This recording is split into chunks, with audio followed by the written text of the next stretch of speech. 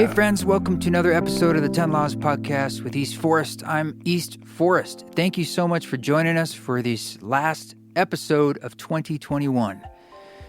Yes, as we all know, it doesn't need to be said, it's been a wild year, but nonetheless, we've had some really amazing conversations throughout the year, and that's really what it's all about, is continuing to talk and, more importantly, learning how to listen. And that's one of my favorite things about this podcast, is I get a chance to really create the stage for me to listen.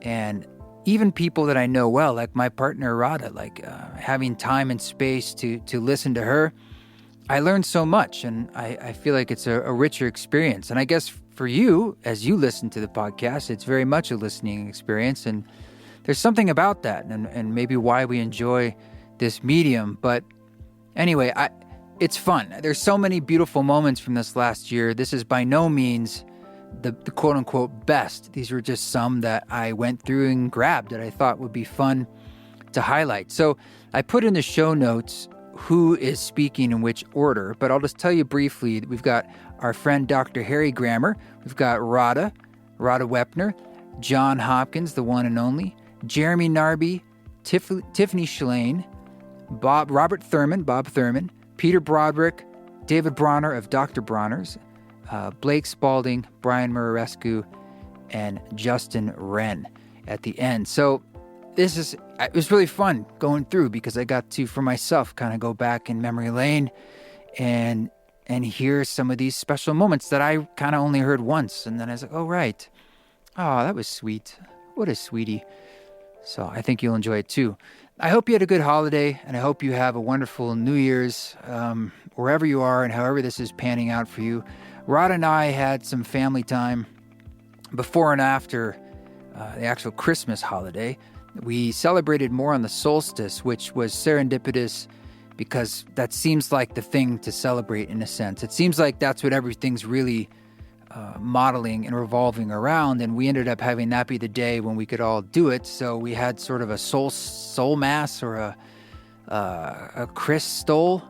These were various formations of saying what it was, but it was awesome. And then yesterday, on the holiday of Christmas, we got to just be together and use that time for personal connection, of just diving into just doing a deep meditation and shamanic journey, and it was really valuable.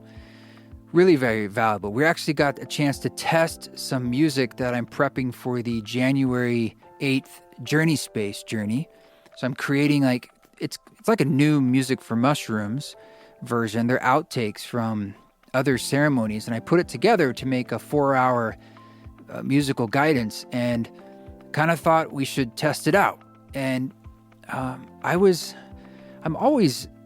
blown over when I kind of go into that space and then listen to that work, and it's like somebody else created it, and I'm so humbled to be able to take the journey. And anyway, it felt like it worked. And if you're free on January 8th, consider joining us, journeyspace.com, and see if you want to be in a small group, because what I realized in this journey, and I think what makes Journey Space special, but is the witnessing. You know, when something is witnessed, it is amplified. It becomes richer.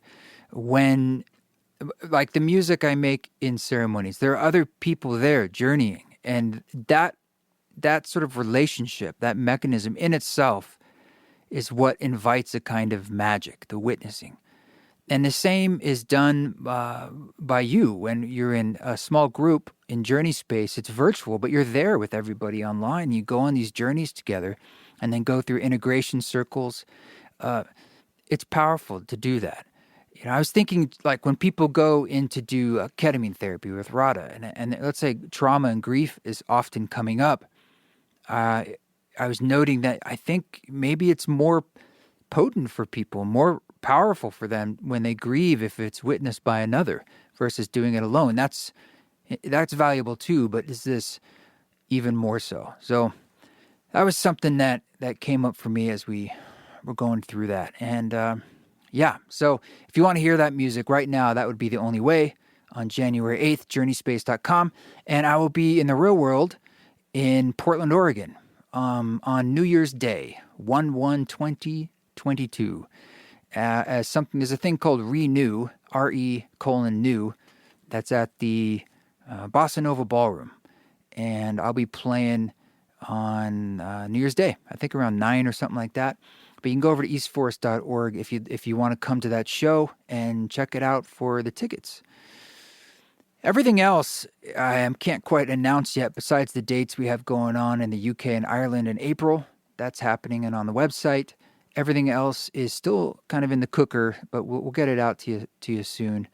Lots of exciting things. I'm very much looking forward to the new year. I don't know what a lot of it holds. I mean, do we ever? But I really don't, at least on my end. And I was spending a lot of time yesterday searching for that clarity for myself. Like what do I want it to hold? And where do I want to go? Where do I want to point the ship? So I invite you to think about that as you move into the new year. Just where you want to point the ship of your life, and then from there you roll with the seas and the storms and the sunshines and the birds and the dolphins that may come along your ship. That's right, I said dolphins. Okay, so we're going to dive into this best of 2021 from the 10 Laws podcast. Thank you so much. We'll catch you soon. So do you feel like for those who want to provide help to their communities, or even more broadly, their communities, is it a question of making opportunities, like gifts, essentially? It's like just there's sort of whatever gifts you have or ways that you might want to be able to help. It's sort of making that available. Oh, yeah. I encourage, that if you do have a gift, to give it away. I think that's the greatest, that's the greatest gift in life.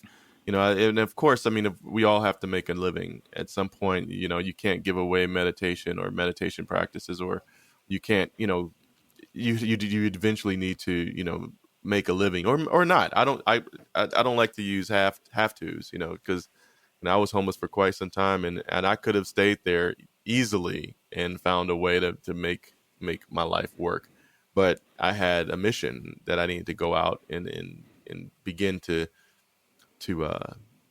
take on. So, yeah, I do believe that, if you have a gift, why not give it away? People ask me all the time, what can I do? And especially after this last year, with what's happened with social justice and, and folks coming forth, about this time last year, most if not all of white people in my community, right, were asking, Harry, what should I do? This is happening, and I'm feeling this experience of like not doing enough. I should be a part of this movement. What can I do? What should I do? And I tell people all the time, first, if it's in these communities that are sort of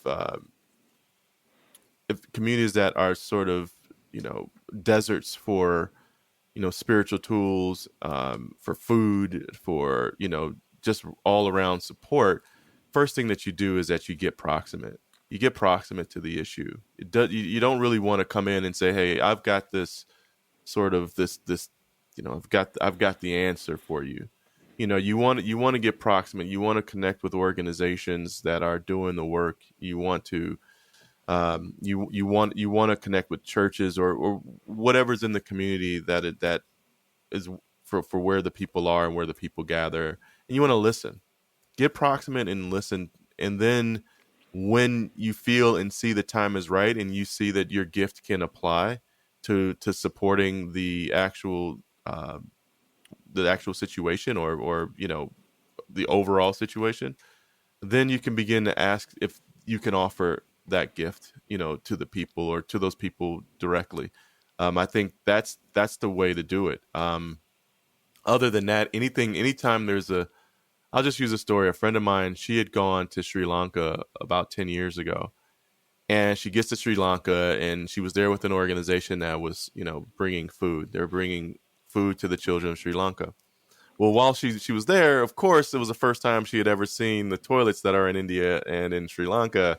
Mm-hmm. And if you've been to India before, there's a lot of squatting, right? And everywhere you go, you got to squat. So she's like, you know what? I'm going to create a cause to bring more toilets to Sri Lanka, that people can sit on and they can do their due. Well, that was a big fail, right? So she realized that people didn't actually want those toilets.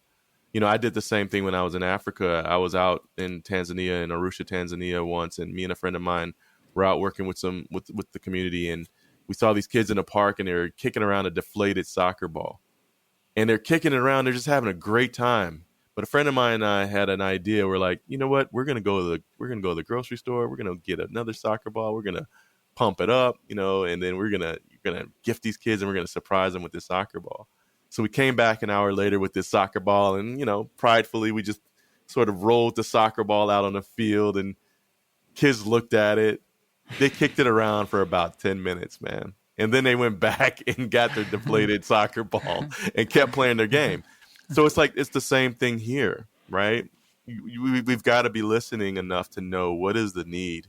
What do people actually need? Do they need my soccer ball? Do they need the toilets that I want to bring forth, or do they just need someone to listen and someone to be witness? You know what? I think sometimes witness is enough, right? I think sometimes, in these situations where people are going through really hard times through COVID, through racial injustice, and I think sometimes when friends of mine who are Caucasian, who are white, ask me what to do, I say, just go get proximate and witness, be witness to it. Just be there to understand and to hear, what's going on, because that's a thing that's, I think, is missing a lot, because there's a lot of folks that are debating in politics and people talking over people. Sometimes it's just, let's be in a room and let's just be. And it's really hard for us to do that sometimes.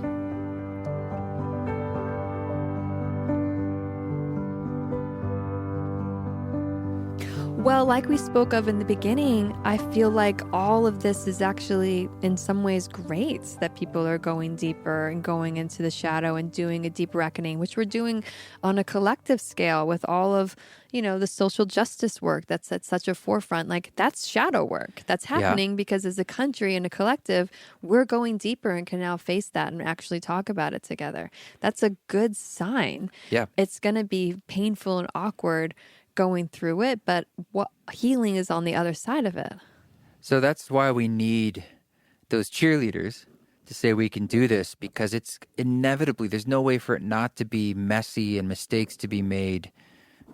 There's no way. Well, like you said, school and learner, having the attitude of learner, even for myself, like, I don't have the answers and I'm going to make mistakes and I can be okay with that, versus the survival trauma mindset that we're all raised with of like, if you get the answer wrong, you're wrong. And you're done. They kick you out of school. Yeah. You can never go back to school. And there's a winner and a loser and there's a first place and you want to win. It's like, well, that in itself is a faulty mindset and belief system. Like, if I can just feel like I can make mistakes and I'm not afraid of that, I'm not afraid of being kicked out of the community because I made a mistake, and I'm not going to kick you out because you made a mistake, there's a sense of then safety there. Yeah. And we can now learn together. There is a basic instinct to not want to be kicked out of the tribe. You would die. Yeah. And so when that happens, when we do that these days, I think we know on a certain level, this is one of the worst things we can do to you, is to excommunicate you. Cancel. Right. That's the modern term for excommunication. It's the digital excommunication, but that is the main kingdom now, is the noosphere. It's the is the internet. It's the digital landscape of our lives, which is a huge part of our connectivity. It's the connective tissue of who we are. And so when we're like, say, we'll excoriate you on it if you're on it, and if you're off it, please just disappear, essentially. It's cruel. It really is cruel. And in a lot of ways, it's passing, it's like, it's dodging what's at hand. It's like, well, it's clearly, we all have done, now it looks like it's triggering various traumas here. So it's like, do we want to grow and learn together, or do we want to just avoid it and make more traumas? It's harder to, dig in there and learn, and like, because you don't always know. You're like, well, I don't know why I feel this way, or I have no clue how to like not feel this way. That's why it's called your shadow, because it doesn't have form, you can't see it, and you don't really know it. It's sneaky. You don't know. I mean, my parts of my shadows that I've discovered, I was so unaware of. Such as? A lot, let's just say. But I'm becoming more and more aware. But just to hold that space for, yes, you don't know. You don't know what it is. And someone else might be able to see it, right? From the outside looking in. But it's not the same. Trauma. Marsha. I'm sorry. No, I'm not. I'm just saying for myself. It is. I know it's just like, this is going, I sort of sympathizing with you about how we're tired. We're tired. You know, and in a lot of ways, like, this work is great, but let's be honest, like, you got to have times of nourishment and reflection. Fully. And we're kind of being hit all the time now. And so I think for a lot of us, we are just like edgy and exasperated. Yeah.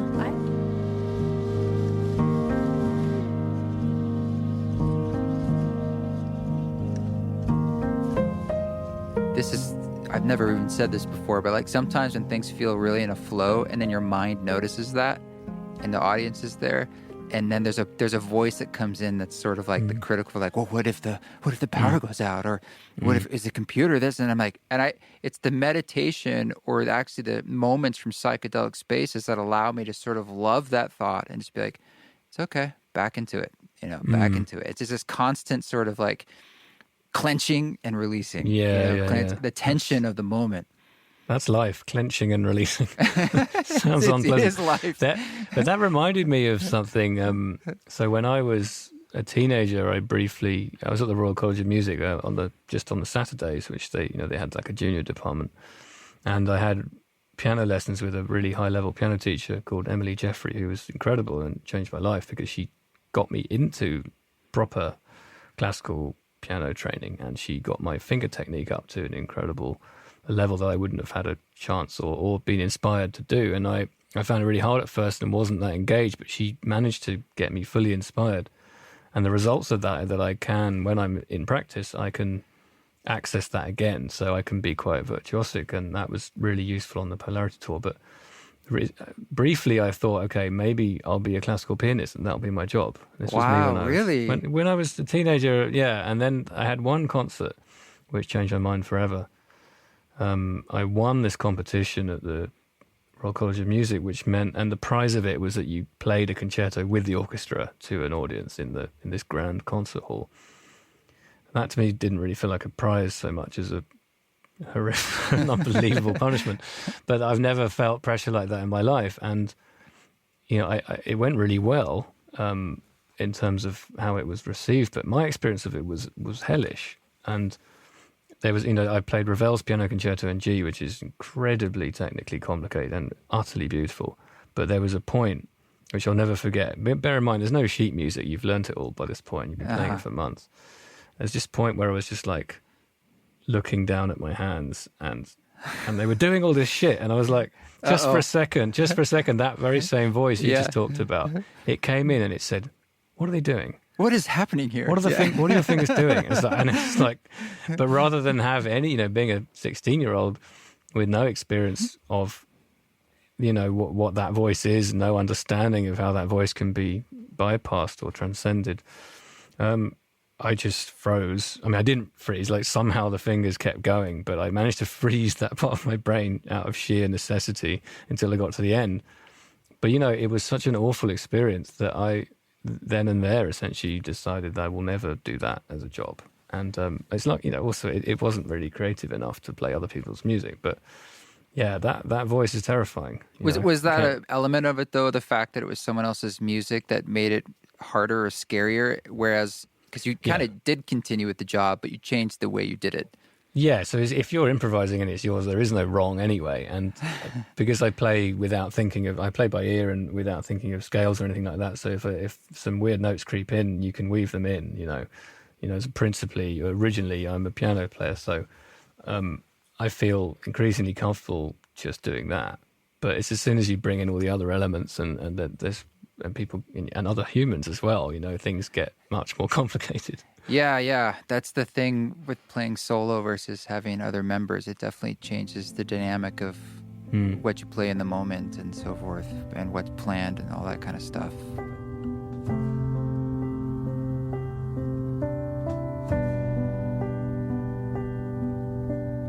You know, I really wanted to ask you about some music and the role of music, Ikaros, the healing songs that he's talked about. It's one of the things you can learn from ayahuasca.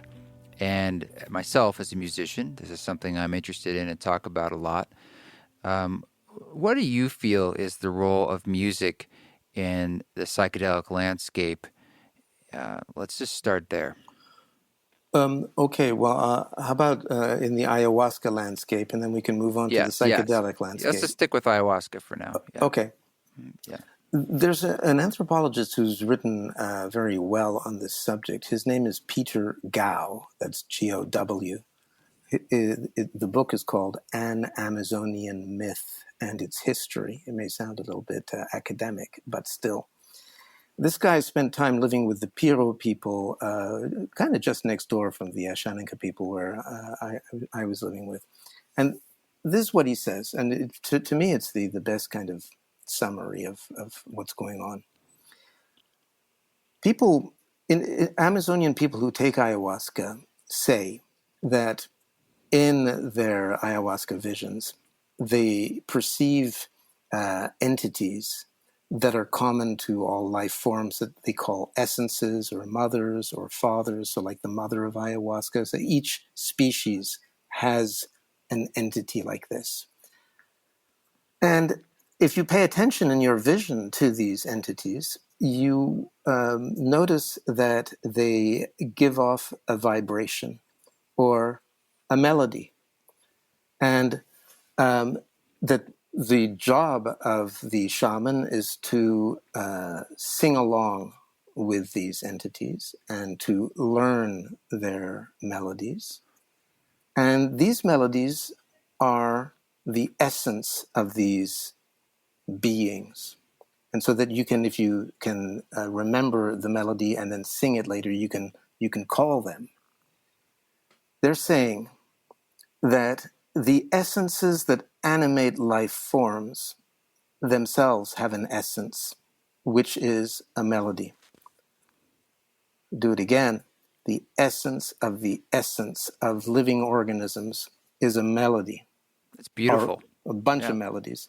And that what these melodies are, they correspond ultimately to beings that are made of knowledge and that are music. And what the shaman does by hanging out with these entities is learn the different melodies that go with different species. And the more Ikaros or shamanic song that a shaman has, it's more like a university professor. The more books she's written, the more powerful she is. So that's where we are with Ikaros. And the interface, the possible interface, if you take these beings that can be perceived in visual hallucinations or visions, call them what you want, we can't emit visions, but we can emit sound. We can sing. These melodies emit sound. These entities, emit sound, and they are made of sound. What we have in common, the only thing that we have in common with these invisible entities is sound. We can listen to their melody, and then we can replay it. And it seems that they actually like hearing their own melody. So the music, it's not only that it's the essence of living beings. It's also, it's the common substrate that we have with that invisible level. I love everything you're saying. It just lights me up inside. The essence of the essence. I love this idea of the beings almost like enjoying hearing the reverberation of their own music. And it's so poetic. And then there's just a little bit more. Please. Which is that all according to Peter Gao, according to the Piro, and these are things that I've been able to confirm with other indigenous Amazonian people. It's just that Peter Gao wrote it down first, and it was so clear. It's that so shamans put themselves in the presence of these entities. They pay attention to the melodies that they emit, and then they sing along with them to learn the melody. And singing along with them and singing their songs and learning their melodies, they start to see from their point of view. And when you start to see from the point of view of these powerful entities, this is both a very rich experience in terms of knowledge and therefore in terms of power. It's also dangerous because you start looking at humans from the outside, from the point of view of these powerful entities. You start looking at humans like a jaguar might look at a human. This is dangerous. So you want the shaman to go and speak with the level of reality of the of the invisible entities, because you get knowledge from there. You get knowledge that you wouldn't have otherwise. But the shaman can be transformed by that experience and can come back knowledgeable, powerful, but dangerous. And so that is, we're not in music as entertainment here. We're in music as knowledge and power that can also be ambiguous. So that's what is behind the whole question of Icaros. Do you have much knowledge or experience with the role of music with psilocybin from an anthropological standpoint? No, just from a personal standpoint. Please, I'm curious. Yeah, I'm a friend of psilocybin mushrooms, and I think it's pretty clear that, for example, one thing that one experiences, psilocybin for me is often more auditory than visual. And so it's actually inclined towards sound and being attentive to sound. I think it also privileges the human voice. In other words, when you have taken psilocybin, you become aware of the power of your speech, of what comes out of your mouth, of the sounds. And then obviously, as with other hallucinogens, the music has a serious impact on the visions, on the experience. And this is also true in the Amazon. People would not dream of taking ayahuasca and then there being no music, not singing Icaros or not playing an instrument. The idea that you would take ayahuasca and then just spend the whole evening in silence is not part of their culture. And I think that's also been fairly clear for most people interested in psychedelics. And in fact, psychedelics have had a big impact on kinds of music that people have made as well. So clearly there's something that's going on between music and the world of vision. There's another fellow who wrote another interesting book and brought up an important point about music and hallucinations.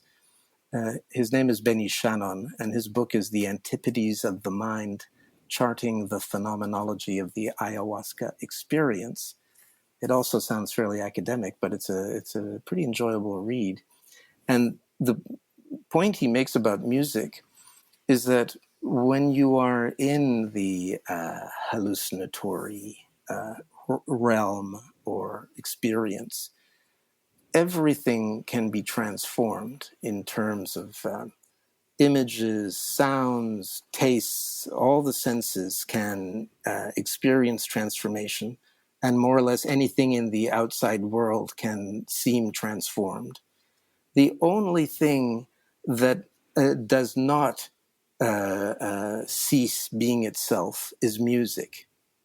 Music remains recognizable as music.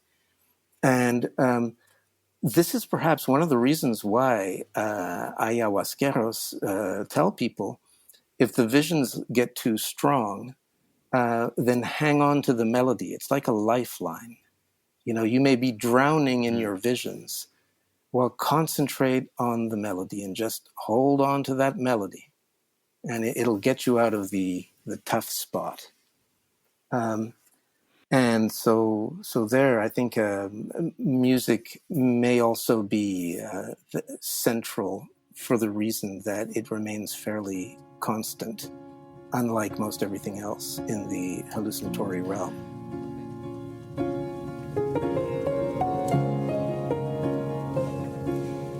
We are held. In a lot of ways, a lot of tech out there is just putting gas on the fire of grabbing our attention. It's sort of the opposite of the water that would put it out. That's reflection. Mm-hmm. And it's like, it's just a recognition that, like you said, you lose yourself in your sense of time, because that's what it's designed to do. That's literally its main attempt, is how long can we keep you on the platform?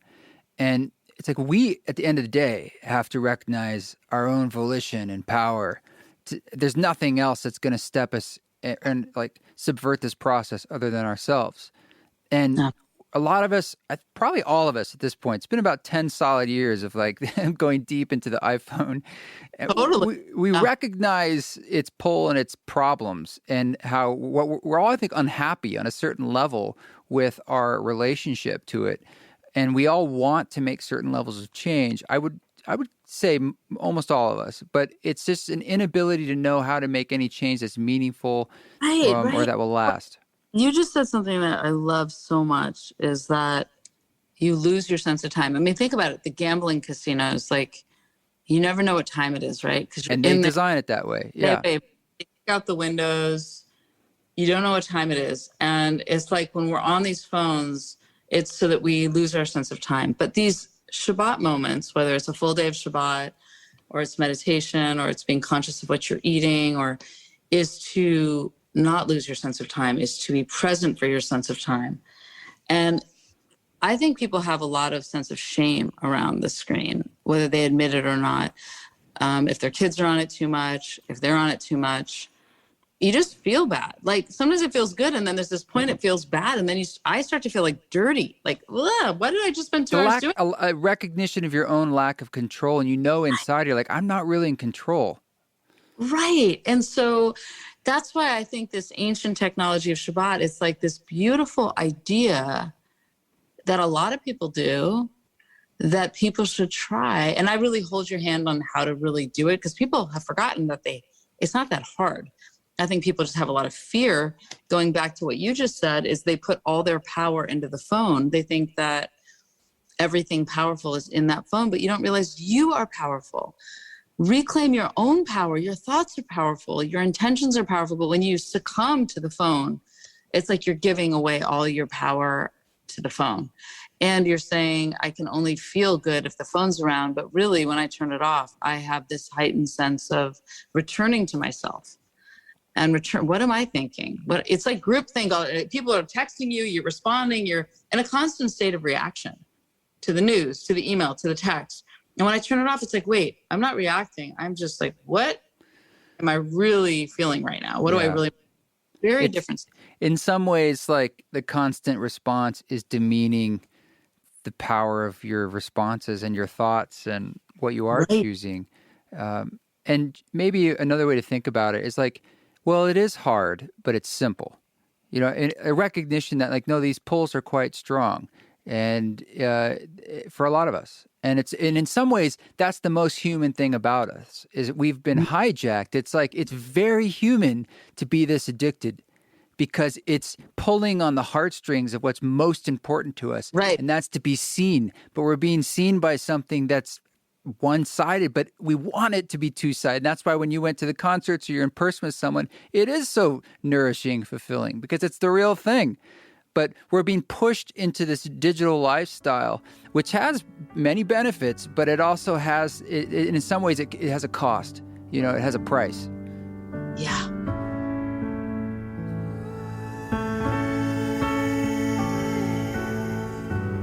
Oh, how much fun am I having? Is it good enough? Never. It's never good enough. So that happiness is not only is it not worth being pursued, in other words, a pleasure opposed to pain, which therefore is disregarding the pain of others. In other words, it's a closed, self-closing kind of pleasure. It's not very strong pleasure. You know, we've seen a certain person who's proud of how many women's private parts he's grabbed in his life and shouts about it with joy and delight. He doesn't resign from anything. But the point is, he obviously never enjoyed any one that he ever had. He had some pretty beautiful women friends, but he couldn't be satisfied with any of them. Why? Because he didn't feel the opening, streaming, he didn't get into the zone himself. He was sitting there thinking, he was narrating himself. Oh, I got a new one now. I can do this and I can do that. And it's all me and this and that, and then throw them aside. So he never opened to real happiness, to bliss, in other words. That's why I'm not talking happiness, I'm talking bliss. You know, that's where you're blown away. When you're blown away is before you turn around and evaluate how blown away was that. Oh, no, I prefer the Rolling Stones. The Beatles are boring. Oh, no, I want heavy metal. Oh, no. In other words, put an end to it, you know. When your concepts come and clamp on it, when your ego concept comes in and clamps on you, when your ego finds the joy of being one with the other and get ready to give itself away, that's bliss. I hear you almost defining it's like dualistic bliss when it's just about you, and when it's sort of recognizing that everyone's bliss, is your bliss. There's one bliss. That's right. And you're in the zone. Path. Yeah. And then you're in. It's like the runner, you know, who hits the zone, and when they're in the zone, they don't even know they're running. They don't count it. They don't feel it. They have a different energy because everything's working like they're asleep. They're not running. Oh, my muscle and. Their mind is not distracted. They're 100% with the motion. Or the great artists, when they're playing their piano or doing whatever they do, and they're losing themselves in the music. The great drummer who just gets lost. It's one Japanese one. You know that guy? I forgot his name. He's he's an icon, an idol in Japan. He often dislocates his shoulders during his drum concerts. Wow. And he has to go to have a doctor to put them back together again, tape them up. He gets so into it, he just goes wild, you know, and it's hurt. He goes beyond the ability of his body, you know, and that's that takes a kind of special developed personality, which everybody does. Look at how people are with TikTok and Instagram, and those reels that you see on Instagram where everybody's doing some steps, you know. And they're walking across the street, and suddenly they break into steps. And everybody wants to be an artist instead of just walking across the street. And they're ready for it. And that's the mass of people. So therefore, unfortunately, they're very manipulable by the uptight people who they just want to own the Pentagon. They want more dollars. And what are they going to do with the dollars? You can't even make a nice mattress out of a stash of $1,000 bills. You know, Jeff Bezos could have $1 million bills if there was such a thing printed. Fill a mattress with it and roll in it. And it wouldn't give him any pleasure at all.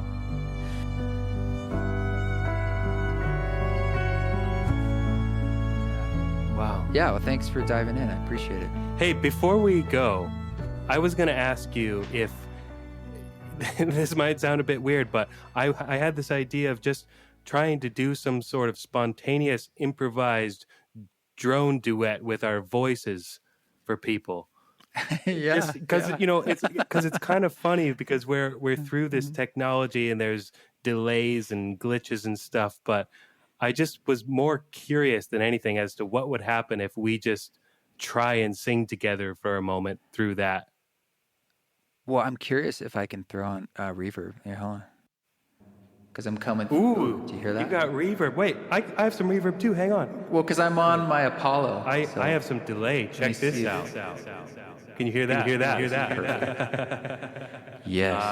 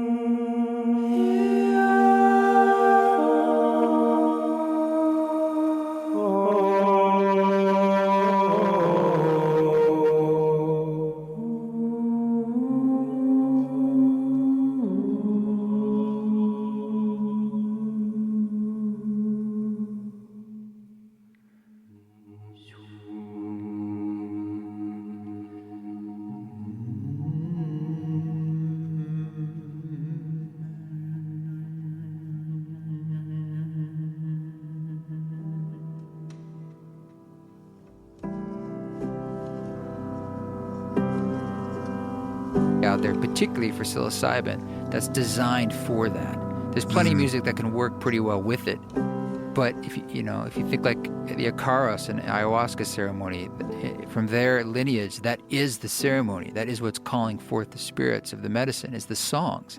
They're critical, and so it's sort of like I felt the need for us to build that tradition into the new Western sort of psychedelic therapeutic movement.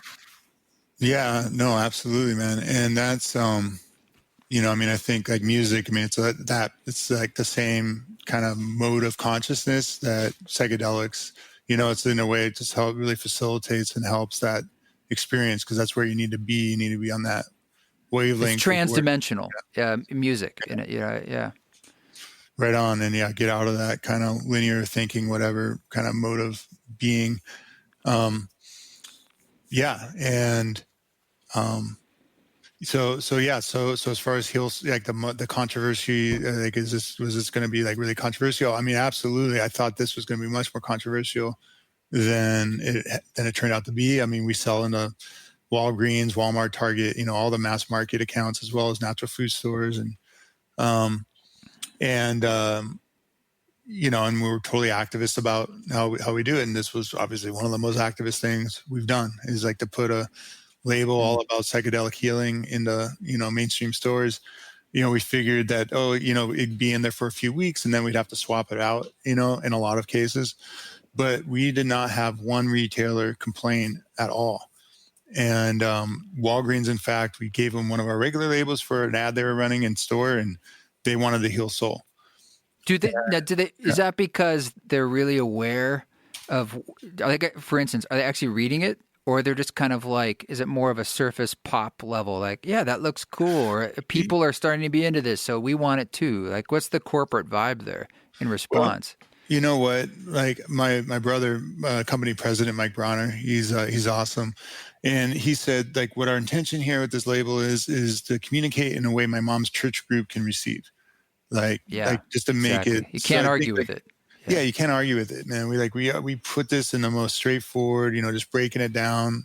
Like, look, we've got epidemics of depression, anxiety. FDA's given these medicines breakthrough status. Like, it's time to destigmatize this conversation and mainstream and rationalize it. And so, I think, just the way we kind of laid it out just made it a lot less how do you say, controversial than it would have been otherwise. Yeah. That's a big ethos of mine too. I try to present things in a way that it's hard to argue with it. Like there's sort of a universality of it, or you're not even using certain words that have a connotation now that maybe they have more baggage, right? And so it's like, okay, we'll put those aside. There's another word that's, that can work for just about everybody. No, 100%. Connect the dots. And that's Rick and Roland. Like that's why psilocybin and MDMA were picked, not LSD. I mean, LSD's just got way too much baggage, and you say LSD, and it's just like everybody's got all kinds of opinions and associations. But psilocybin, like what's that? And so that's a really really key point. Like kind of avoiding trigger words that trigger unnecessary associations to what's actually the subject, sure, and the issue. Yeah, that's amazing. And so you've been sort of leading the charge in this sort of conscious capitalism way as a company, and it seems from the outside like that's been a benefit for you as opposed to a hindrance. Like, do you feel like it's made it harder to do business in this very capitalistic world, or has it helped? No, I think it's helped. I think we're showing that you can be a social venture. So we're a benefit corp. It's this new corporate form where generally a C corp or S corp will your fiduciary, your one and only purpose is to maximize shareholder return. And if you're not doing that, you can be sued. So like if we had outside shareholders, we could be sued for giving all our money away. They're saying like, oh, you're not maximizing my profit. And a benefit corp is a new form that allows you to enshrine purposes other than maximizing profit. And in our case, basically, our purpose is like we can give as much profit as we want to whatever socially and environmentally beneficial causes as we feel are important. And we're now legally protected in doing that if we had to bring on shareholders for whatever reason. And as far as the success of the model, I mean, there's just so many people that really do want to buy products that haven't gone to hell and back, that are doing good in the world, and are willing to pay a reasonable. I mean, our soaps are maybe somewhat more expensive than other soaps, but they're not ridiculous. There's not a ridiculous premium to them, and that just enables us to, not screw over our workers or our farmers or our, suppliers, and do things in the right way. It's good price, it's good value, it's concentrated, it's awesome soap. But yeah, and then I think that all these causes that we engage on, like instead of a marketing budget, we have this, activism budget, and it gets us a lot of earned media, like just a lot of attention and love. And yeah. Sure.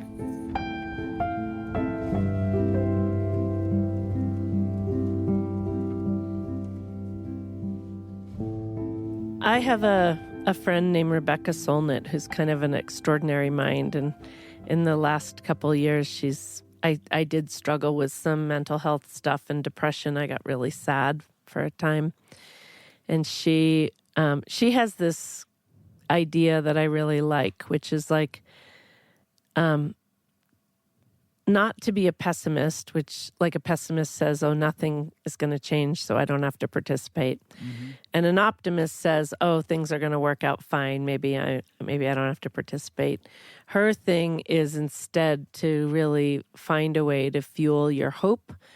And the way for me to fuel my hope is to be involved. So my activism and figuring out where can I be of benefit. I pretty much wake up every day and think, how can I be of benefit today?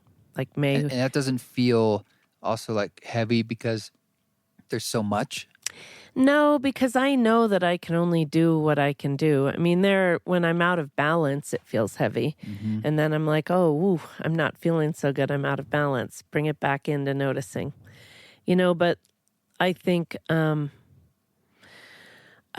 I think a lot about it's a funny one, but did you ever watch the movie Searching for Sugar Man?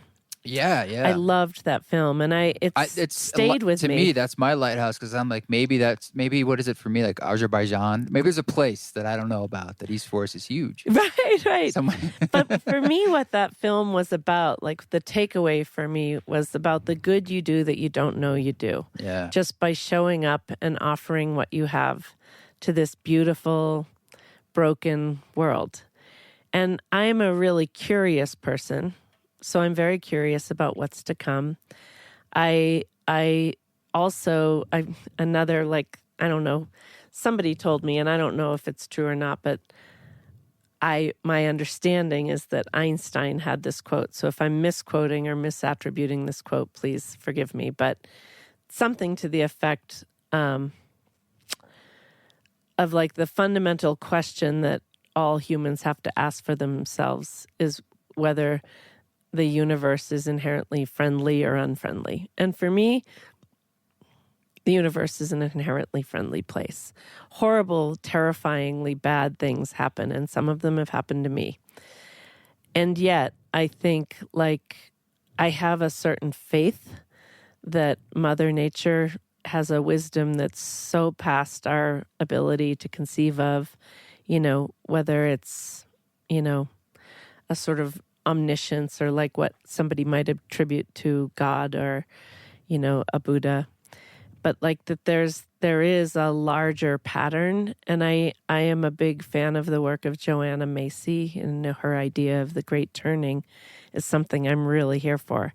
And so for me, I think, like, how can I be of benefit? How can I help? And sometimes it's just noticing that someone's sad and putting your hand on their shoulder and asking, how can I support you? Or sometimes it's offering bird seed to a flock of hungry red-winged blackbirds, who come through my yard looking for food and ransack the place. But I think finding a way to frame your life into like kind of a service that's not like heavy mantle, because, so the Buddha taught that all happiness comes from wishing happiness for others, and that all suffering comes from wishing one's own happiness, which is a heavy thing to think about until you really meditate on it. And then you're like, yeah, actually, that is congruent with my experience. Like, when we get small and we're like, I want that thing and I can't believe they got it and I didn't get it. And instead, like, if you can see that someone has good fortune and you like genuinely rejoice and you're like, oh my gosh, I am so happy that, Krishna and Radha found each other and they have this extraordinary, beautiful love, instead of being like, oh, I'm lonely. I haven't been on a date in 3 years, whatever it is, like to rejoice, then it magnifies and you feel your heart is full of light and your soul brightens. And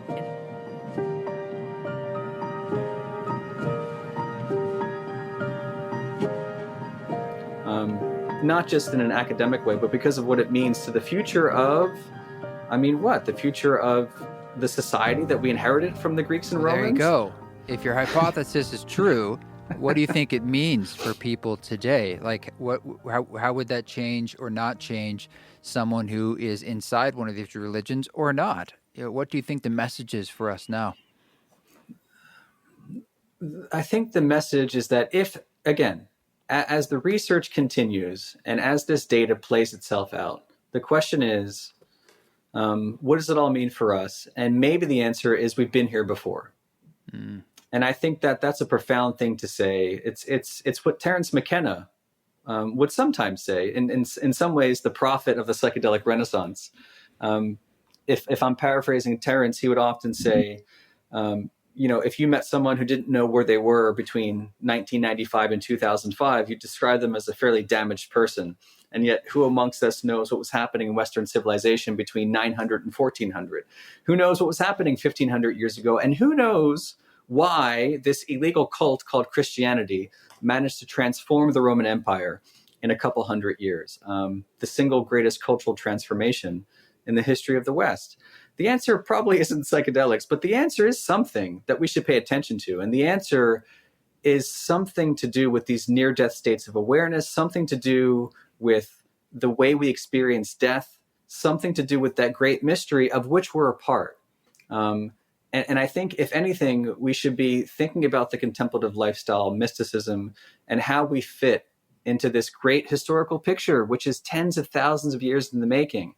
And to the extent that we don't have rites of passage today, that we don't have government administered initiation rites, and instead we have Burning Man, and instead we have the Grateful Dead, like, what would it mean if, in fact, the data shows that these ecstatic experiences were part and parcel of who we were and where we came from?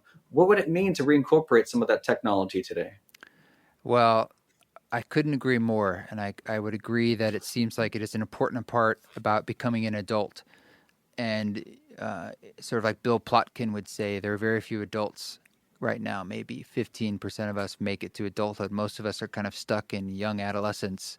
And we don't have these rites of passage that help us presage into, being wise and humbled. And I think we need that kind of friction and challenge as a way of seeing more than just like what's right in front of our eyes and in our minds.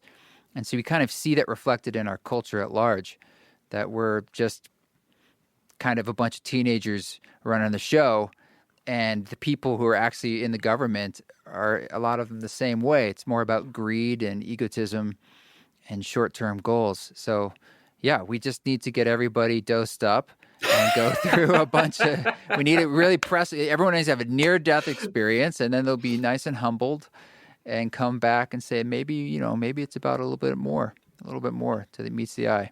Well, there's something very humbling about the psychedelic experience. I don't speak from personal experience, but there's something very humbling about that, where, again, in this clinical literature, months, years afterwards, people will report being better versions of themselves, humbled as a result of that humbling, which comes from the Latin humus, meaning to the ground. And you're smacked to the ground, and your worldview can sometimes crumble. And in the wake of that crumbling, maybe you are kinder and gentler and more compassionate and more loving. And maybe that's the missing ingredient to our toxic democracy. Maybe democracy wasn't supposed to be the way it is we practice today. There's a big question. What if at the center of our democracy, some kind of initiatory experience that showed us that we're all somehow connected, that showed us that there's this relationship with a Mother Earth that is not a metaphor, that showed us that there's meaning to the cosmos? I mean, this was essential to the survival of ancient Greek civilization. Then democracy comes later,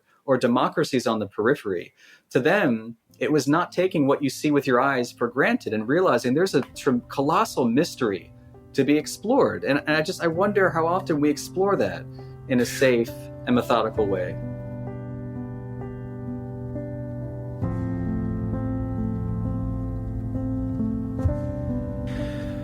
I would go to, I had the same fire even more to fight for people.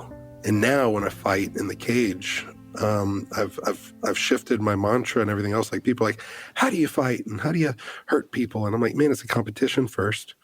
But it's a sport, but it's my platform and it's my voice. It's not even my voice, it's their voice now.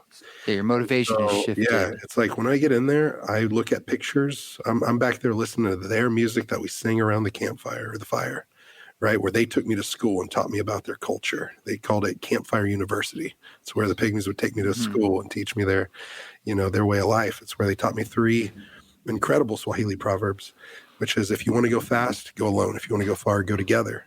Or the second one, and that's all about tribe, right? That's what I found in me personally, fit for service with Aubrey and so many incredible people. But another Swahili proverb is, if you and me just talking about malaria, this will mean more hopefully now, but because it's tongue in cheek and it's funny. But now that was the biggest opponent of my life, being a mosquito. It's like, wow, like if you think you're too small to make a difference, try to sleep in a closed room with a mosquito. Right? Like if a mosquito can have that much of a difference, you and me, like if there was a mosquito in either one of our, or both of our rooms, we'd both be distracted.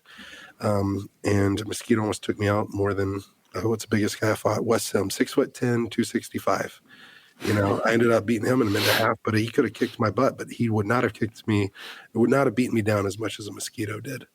right? So if that mosquito can have that big of a difference in my life, how much more can you have in the difference of someone else, or make in someone else's life, right? And Drop of the ocean, as you said, the eyedropper. Right. Yeah. And then another one, which would probably go along with the addiction, is if there is no opponent within, the enemy on the outside can do us no harm. And I love that one, especially coming out of treatment. When I was at treatment, I was thinking for 90 days, about day 30, I almost left.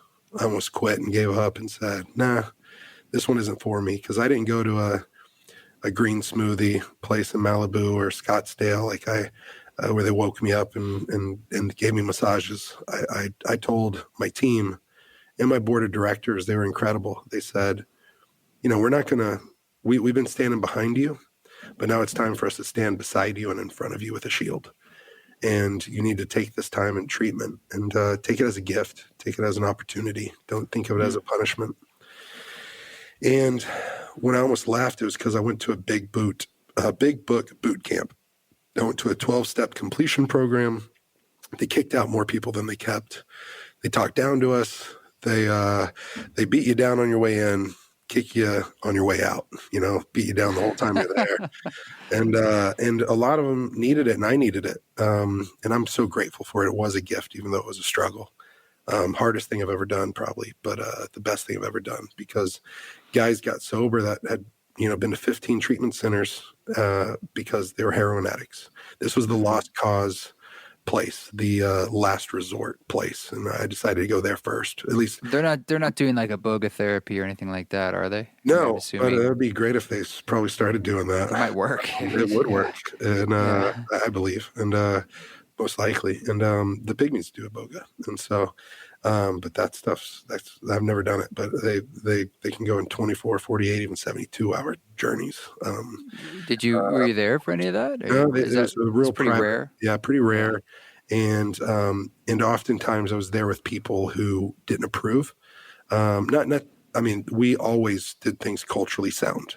We never made them feel shame. I think for them, it was so, like, if I went and I was just by myself with one of my really trusted friends, but whenever it was like the outside well drillers and things like that, they kept some things private. They invited me into a lot of it, but that journey was a rite of passage for their boys coming into manhood. And, but it was, I'm guessing that's something you never had, was a rite of passage from boyhood into manhood, except you kind of made that for yourself in a way. Yeah, I did. I guess for me, other boys might say, you step into manhood. Maybe that's what addiction can be, maybe in some ways, destruction. Mine was maybe fighting, I didn't have a dad that did that for me. Maybe some guys say they're a man when you're 18 or when you can drink or when you can join the military or different stuff. Like, we lost it a lot in our culture. Most boys don't get that. So for me, it was when I could be a pro fighter. When I get in there, I'm a man now. And so I did that at 19. And but I don't know, like the thing that took me back into that deep, dark addiction was 2020, man. It's been hard for everybody. It was especially hard for me, and I'm not saying it's harder than anyone else's, but started the year off before COVID with getting a divorce. That was something I didn't see coming, and that we both know we needed. We both needed to heal individually. And so anyways, it was done in the most kind, gracious, loving way. Her family thanked me. I think my family thanked her. Still crushing. You don't get married to think you're ever going to get a divorce. So I felt like a failure. Right. And I think I would have this performance wheel of like, like for me, that's a big failure. And I wanted to be one of the only ones in my family ever to like stay married, right? And not go through 2, 3, or 4 marriages. And someone I really wanted to help, I couldn't. And someone she really wanted to help, she couldn't. And so we went through counseling for 2 years. During counseling, we realized, in her first, but then me on board too, that a divorce was the healthiest thing for us. And so, still a hard pill to swallow. We were counseled on how to get a divorce. That's why it went so smooth and so great. And the silver lining. But for 6 months, we counseled into how to do it the right way. And I think that process went really well, but COVID, I can't train. I'm divorced. I don't want to be at my place. Get rid of my place. I'm isolated. I'm isolating. Now I'm wanting to numb out, sedate.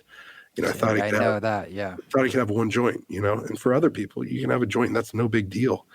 But for me, one hit turned into a spiral of like, I don't smoke weed like anybody else. It's every single inhale. I can smoke a pound in like 2 weeks. Do you eat it? Would you eat edibles? Everything possible.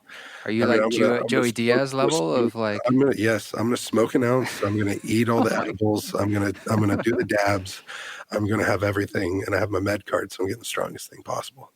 And so, yeah, it just wasn't healthy, right? And so I spiral off into that. I end up admitting and confessing that I relapsed.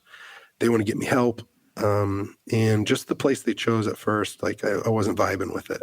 I knew it was the best place in Oklahoma, but I knew people that had a sponsor with AA, and I knew people that were using heroin there, you know, at that treatment. You know, you get your cell phone, you get your computer every night. It's a 110-acre ranch. You can go to Walmart 2 times a week. You can meet your dealer. Your dealer can throw it over the fence. And you know what day of the week you're going to get your test every time. So I was just like, that's not my place. And so, but they were pretty adamant I was going the next day. And it was just way too fast. I wanted to plan it out. I always try to surround myself with the best. And I was just like, no, there's got to be a better option. There's got to be a better way, a better place. But since I didn't have time, I ended up in Mexico. I decided instead of 6 a.m. being on a bus or a car to this other treatment center I didn't really have faith in, I decided to book a flight and end up in Cancun. Then I was headed down to Tulum. I thought I'd sit in some healing waters down there. And but I stopped in Playa on the way. American soldier knew who I was, and him and I start hanging out. We get into some trouble and just some drugs. And then all of a sudden our dealer is finding out I'm a pro fighter and that he's a soldier. And then all of a sudden we're with some of the cartel on the top of a penthouse. This is on your way to rehab? Yeah. Essentially? Your detour? Yeah, my detour was a big one. And with the cartel guys, it looked straight out of a movie, man. Like there's a waterfall up top, there's like a jungle up top, but there's an infinity pool that's looking over the ocean, and there's like, here's a police officer, he's like a corrupt guy, and here's the drug dealer. And wow. I'm like, wow. And so we bought some Oxy. Here's where the fentanyl might get in there, but I don't know it had any fentanyl in it. But I got Oxy 80s, a bunch of them. I mean, tons of them. And then I got... That's a big pill. It's a big pill. Normally you give 5 or 10 to people that get surgeries. You know, that's what I was given, 5 and 10 and sometimes 20s. But I got a bunch of 80s. And then we felt like we scored, right? The addict mind, once it was set off, that trigger, that spree, it was like, here it is. This is what we were looking for. And then I got coke, a huge amount of cocaine, marijuana, what else? Sounds like you got a bundle deal, like more of a value pack. Yeah, it was a value pack for sure. And they were telling me, hey man, we're dealers, not stealers. Cause all of a sudden I said, do you guys happen to have Molly? And they started looking around and looking for MDMA. And all I had was ecstasy on the club scene, and I never had the pure stuff. So I was wanting to get the pure stuff. I'm like, if anyone's got it, these guys do, maybe. And I mean, this guy's balling. Maybe. I don't know. Yeah. So, but they give me something, and it was this crystal of sorts, and said, here it is. And I said, all right, I'm partially colorblind. I didn't know it was like pinkish reddish. Anyways, I take that. We go back. He's using, I'm using. And then I got in such a low, dark place. So did he. The love of his life that he saved up for bought this, $200,000 condo down there with a view. She says she's not coming. So he's in a deep, dark place. I'm in a deep, dark place. We separate. And then I'm like, hey, I need a couple days. In that couple days, I just decided I'm going to take 5 Oxy 80s, 5 of them. At once? At once. Snort them. And so I crushed them. Sounds like you're going to kill yourself. Yeah, I decided. Yeah, when I went down there, it was a one-way ticket. I wasn't really. I was open to coming back, but it was very. What would you call that? not scripted, but it was very serendipitous. It just wasn't ironic. It was like it was supposed to be this. I need to find a better word, where it was 4 flight attendants, 2 pilots, and me. It was COVID. Nobody else was flying. I was like the last flight out of Oklahoma City. And it was like, yeah, I don't want to take many people on this journey with me, right? And so was in a very negative headspace. Once the addiction hit me, it resurfaced. It resurfaced with such force and such a grip that I just knew I wasn't going to escape it. That's where I was. At least I felt that. And for me, suicide, to describe it, is almost like the only way. I've told a couple people this, but it's like whenever I see the Twin Towers and they got hit by the planes and the people above it, the people that are stuck in the smoke and the fire, and there's no way down. And they don't want to jump out of the building, but they have 2 options that they see. Here's stay in the burning building, suffocate and burn and die, which for me was my mind or this experience here on earth. Or it was like, take the leap. And yeah, that is not a good option, but it's the better option. And so now I don't encourage that with anyone. It's now I see the veil's been lifted, where it's like, that's the most selfish act. And at least to me, I would have hurt so many people. I would have crushed my mom. I would have not been able to help the people that I've wanted to help for such a long time. Yeah, the Pygmies might not have known what had happened, but we started Fight for the Forgotten 2 years ago. We started bullying and suicide prevention. We had a girl come down and hand us her suicide letter and say, because you guys are here today, I'll be here tomorrow.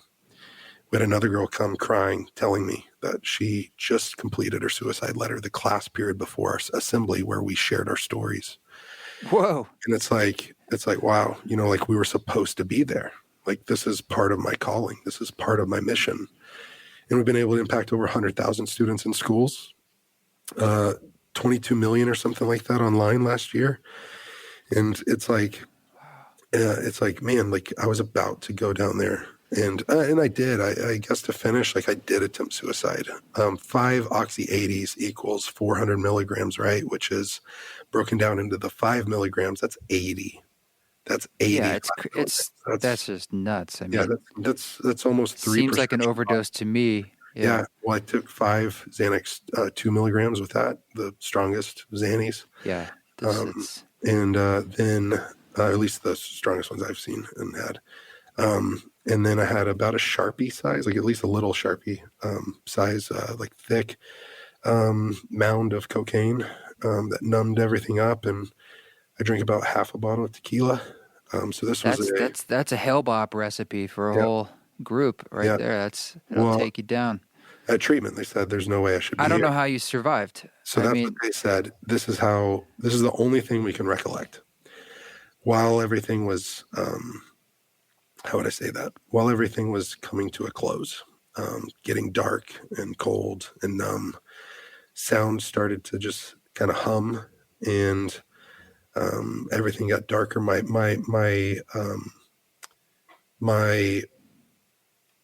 mobility, my movement, like just my bodily function just slowed and everything was heavy. Everything was hard. I just remembered that I asked for that Molly and that crystal, like something whispered to me, take that. And so I did. I crushed it up and I snorted that in both nostrils, and it was the worst burn of my life. It was already numb from the coke, but this was the worst burn. It was like a chemical burn. It was awful. And I did this at about noon or 2 p.m. The next morning I woke up and to a gasp at 6 a.m. So this is like 18 hours. What I found out at treatment was, and I went back and I asked the cartel guy, not the cartel guy, the big guy, but the one that brought us up there. I said, what was that crystal?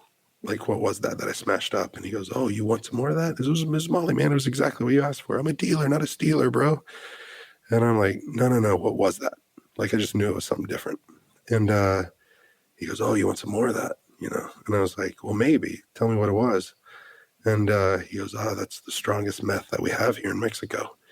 what I found out was it was red phosphorus methamphetamine. And so you can't even get that in the US anymore. And that's the stuff that you use once and you can stay up for days or 6 days, 7 days. The guys at treatment that I was with, one guy used to bring it up from Mexico. He was family with some of the cartel and had like something like 12 guys die that he knew, family. And he was like, yeah, bro, that stuff is the devil. That stuff will he used to do it. And he used to sleep, he said 2 to 4 nights a month on the red phosphorus stuff. This guy's in his 50s.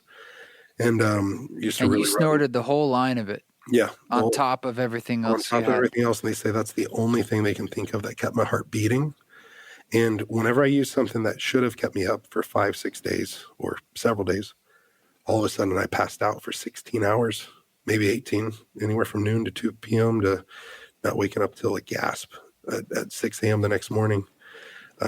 That's the only thing that could have saved my life. And that was this year? April 5th. April 2020. 2020. And on April 6th, I ended up going and getting in the ocean. I was in Playa del Carmen.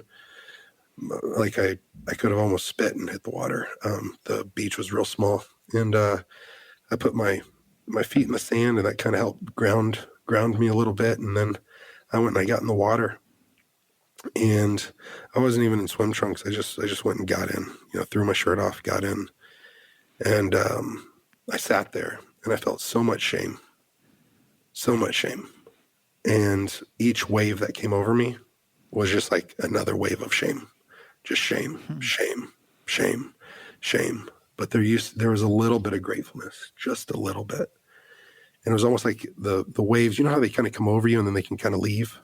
When it was leaving, it was almost like there's that gratefulness, just a little. And I started to connect with my breath. And I started thinking about the breath in my lungs. And I might have even started off saying that I'm so grateful for the breath in my lungs. That's the first time I said that was April 5th.